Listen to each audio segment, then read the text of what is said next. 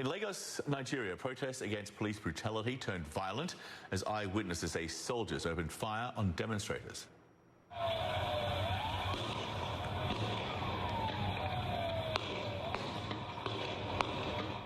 Witnesses tell CNN multiple people were shot and gunfire lasted for at least 15 to up to 30 minutes.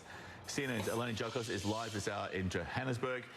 So what is the very latest that we have now on the unrest there? Because there was this curfew which was put in place for Tuesday. It was an attempt to sort of be a circuit breaker, if you like, to bring the unrest at least to a temporary end. Yeah, exactly, John. I mean, look, when that curfew was announced yesterday around 4 p.m. is when it was meant to take effect. People had already gathered at the Lekki toll gate. This is basically ground zero where the peaceful demonstrators had started around 2 weeks ago, and then it spread throughout the country. And then you started to see localized violence playing out in certain parts of the country.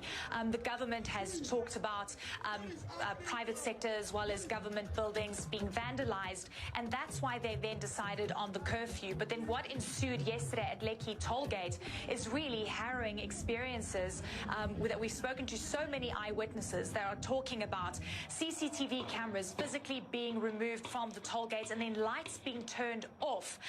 Once it was dark, that is when the National Security Forces opened fire to what witnesses say was a peaceful protest.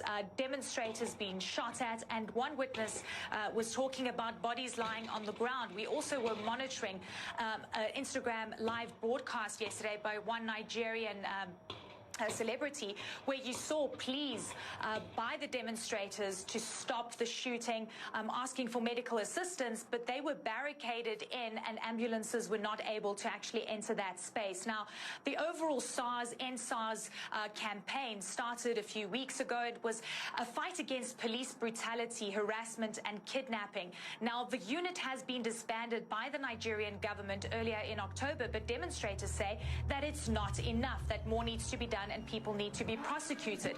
When we started to see the actual protests start to spread throughout Nigeria, many say it has been a symptom of an overarching problem of disgruntled and upset and angry youth that aren't able to get jobs, and of course a big problem of unemployment as well as inequality that is playing out.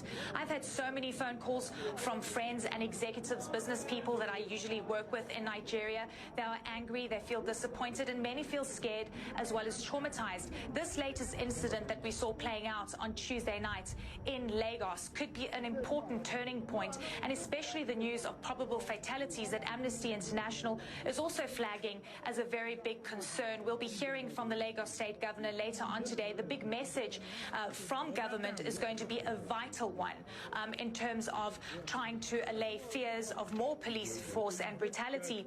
But again, John, this is the very thing that protesters were fighting against. And just the scenes, the images, the sounds of ammunition that came through for 15 to 30 minutes, just showing the Nigerian government is wanting to deal with protesters in a very aggressive way. What is going to be interesting is to actually see how protesters are going to be responding in the next couple of days.